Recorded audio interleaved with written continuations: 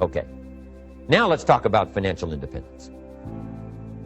How to become rich by 40, 35 if you're extra bright, much sooner if you find an opportunity like I did. Let me show you how I did it. Financial independence. First of all, I like the phrase financial independence. Some people are a little bit concerned about using the word becoming rich or becoming wealthy, and I can understand that. I struggled a little bit with this. Is it okay to go for becoming rich, go for becoming wealthy? And maybe that's a bit too strong a word or strong a term. So here's what I've come up with that I think is comfortable for me, and that is how to become financially independent.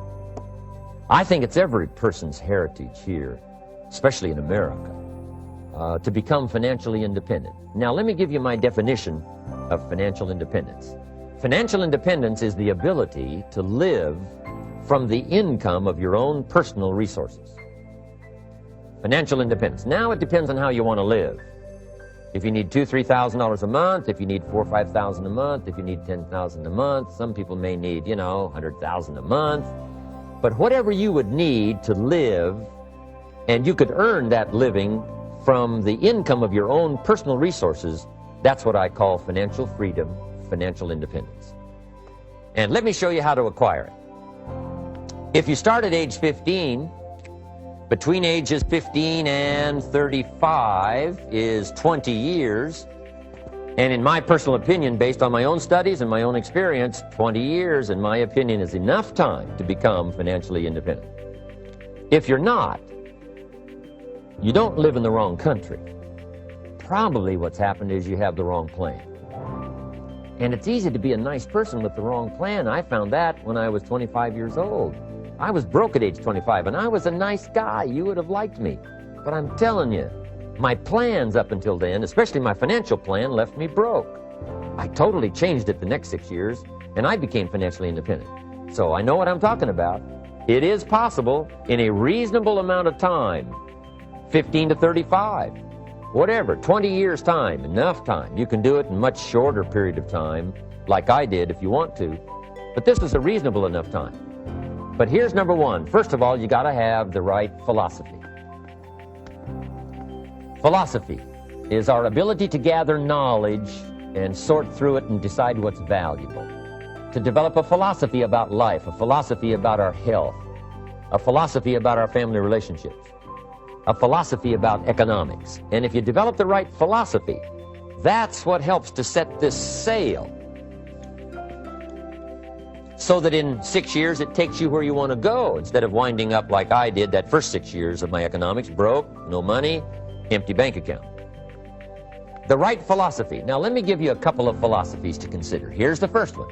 It's called the philosophy of the poor. And here it is. Poor people usually spend their money and invest what's left. That's the philosophy of the poor. Now here's the philosophy of the rich. Rich people invest their money and spend what's left. And here's the startling answer. It really doesn't matter what the amount is. What's most important is not the amount. What's really important is the philosophy. So I would ask you to adopt this philosophy of spending after you have invested. Invest first, then spend. And I've got a little formula that I'm going to share with you. Now, what should a child do with $1?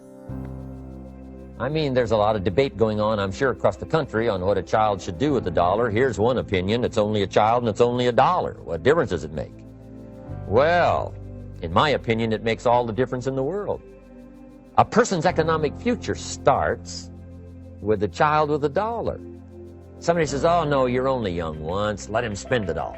Well, when would you hope that would stop? Somebody says, well, wait till he's 50 and broke like me, and then he'll learn. Well, no, we don't want to wait that long. If I would have known earlier than age 25, I would have changed. In high school, if they would have had classes called Wealth 1, Wealth 2, I'd have taken both classes. I would not have waited until age 25. So, the earlier the better. So, what should a child do with $1? Here's the simple premise to begin with. Don't spend it all. And if a child wants to spend the whole dollar, you got to say, hey, don't spend it all. You know, don't spend it all. They'll say, why not? It's my dollar. I earned it. You say, I know you earned it, but don't spend it all. They'll still say, why not? Say, let me show you why not. So you put them in your car, take them to the other side of town, and show them where people live that spend the whole dollar. Just drive them around. Kids learn best by visual. Just drive around and say, would you like to live here? Kid says, no. Would you like to live like these people live? Kid says, no, no. Then you can't spend the whole dollar. So kids will get the message. So, you know, take them to the other side of town, show them around, unless you already live there, and then just show them around. Anyway, don't spend the whole dollar. Now, let me give you my best view of what to do with the dollar. And I promise you, if you started at age 15, now if you're over 15, right, you've still got plenty of time. You still got 20 years. You know, if you're 30, you've still got 20 years. I mean, you know, you still got plenty of time to start what I'm about to share with you. What to do with a dollar. Here's my first bit of advice. Never spend more than 70 cents. Never spend more than 70 cents. Now, you got to pick some number, and the number you pick is going to be determined by your philosophy. It's going to be determined by what you've been taught or your experience teaching yourself. When I first met my teacher, Mr. Shove, I was at about 110% of each dollar. You know, I'm down at Budget Finance, hawking my furniture and my car one more time. And then I learned a whole better formula for financial independence. Number one, don't spend more than 70 cents. Now, kids say to me, well, okay, what do I do with the other 30 cents? And here's what I teach them. 10 cents for charity. Charity or church, or helping people that can't help themselves. 10 cents to support worthy projects. Projects that you feel good about. 10 cents out of every dollar. It's called being generous with part of what you've taken out of society. Now, in my opinion, nothing teaches us character better than generosity. No class, no teacher, no book teaches character better than generosity. And the best time to start is when the amounts are small. And I know if kids learn these lessons well, they'll give a dime out of a dollar, help people that can't help themselves, support worthy projects. Or if you belong to a church, they teach tithe, piece of. That's very important. Now, because when the amounts get larger, sometimes it's a little more difficult. You know, giving 100,000 out of a million, someone says, oh, if I had a million, I'd give 100,000. I'm not sure. That's a lot of money. So the time to start is when the amounts are small. 10 cents out of the dollar. Okay, next 10 cents I call active capital. Active capital means do something to make a profit. Active capital. Set aside a portion of your income. Wages are okay, but I'm telling you, wages will make you a living. Profits will make you a fortune. So set aside part of your income as capital, called active capital. Any kind of project you can possibly think of, you can possibly come up with. I'm going to write a new book, I think, for kids. I think the title is going to be, Of Course Kids Should Pay Taxes. It's kind of an interesting title. In California, kids do pay taxes. When a child walks into 7-Eleven, buys something that costs $1, the proprietor says, give me 7 more pennies. And the child says, hey, what's these 7 pennies for? And the proprietor says, that's the taxes. Kid says, well, hey, I'm only 8 years old. Proprietor says, congratulations, you're my youngest taxpayer. Give me the money. So in California, where I live, kids do pay taxes. Big question is, should they? And my book will answer that question. Of course, kids should pay taxes. Nothing is for free. If you want to ride your bicycle on the sidewalk instead of in the mud, you got to pay the 7 pennies. Nothing is free, so we all have to pay. So, 10 cents out of your living, out of the money you earn, set aside for capital. Capital to try your best to show a profit. And in my book, it's going to be all kinds of ways kids can make money, right? 2 bicycles, one to ride and one to rent. I mean, you know, it doesn't take long to figure out some enterprise that'll start making a profit. Then you must jot this down if you're taking notes. Profits are better than wages. One, you can't usually start wages until you're about 16, 15, 16, but you can make a profit long before you're eligible to start earning wages. And then there's no limit to profits, and they can double and triple and quadruple. You know, there's no limit. It's incredible how fast profits can grow. So profits are better than wages. Wages make you a living, profits make you a fortune.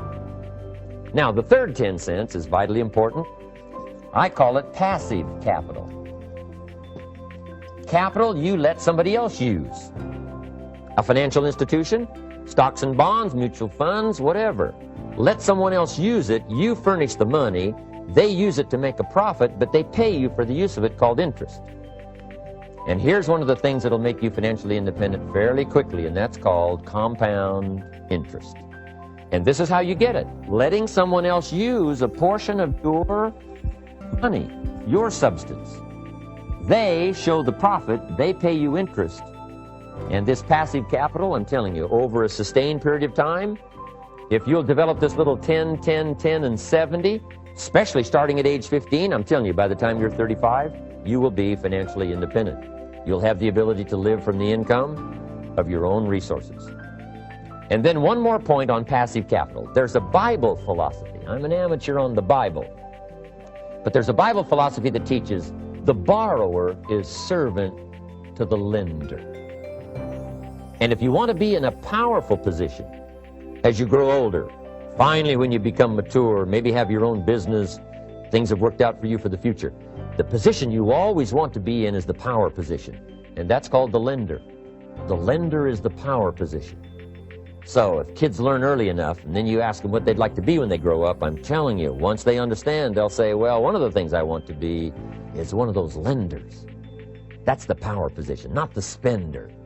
No, you'll be pitied the rest of your life if you just become a spender. You got to become a lender. And I think this is the one formulas to follow. 10 cents out of every dollar. Let someone else use it. Be the lender, power position. Then try to show a profit. Can't we teach our children how to take $1, search the neighborhood, find a broken wagon, pay $1 for it, bring it home, you know, clean it up, sand it until it's clean, paint it red till it shines, straighten out the wheels till they're true, take it back to the neighborhood, sell it for $5? Anybody can do that. Now, does the child deserve $4 profit? And the answer is yes. Society now has a mended wagon. And that's what America's all about. Finding something, touching it, making it better, making a profit, taking part of your resources, helping people who can't help themselves. Let someone else use it to make a profit. Some projects require more capital than one person has. Exciting. And then let them pay you for the use of it. America's had this philosophy now all these years. Communism has taught all these years capital belongs in the hands of the state, not in the hands of the people. We've been teaching all these years capital belongs in the hands of the people, not in the hands of the state. And we turned out to be right. Capital in the hands of the kids, capital in the hands of the people. Enterprises that make a profit, enterprises that grow. It's the hope of our future. So that little simple formula, I hope, will help you. Now, one more key on financial independence, and that is attitude. Attitude. Here's number one. I used to say, I hate to pay my bills. My teacher straightened me out on that. He said, let's see, Mr. Rohn, what you hate to do is pay $100 on an account and reduce your liabilities and increase your assets. I said, well, no, not if you look at it that way. He said, well, it all depends on how you look at it. So wouldn't you love to pay your bills, reduce your liabilities, increase your assets? You got to have that kind of attitude. I found out the same attitude about taxes. I used to say, I hate to pay my taxes. And Mr. Shove said, well, that's one way to live. But don't you understand? Taxes is how we care and feed the goose that lays the golden eggs. Wouldn't you want to do your share? Someone says, yes, but the goose eats too much. Probably true. But hey, we all eat too much. We all need to go on a diet. Better a fat goose than no goose. So I finally became a happy taxpayer. Now, I think taxes are too high, so I'm working to get taxes lowered for our economic future. But then whatever they turn out to be, I gladly pay and do my part, because that's what makes the whole system run, each of us doing our part.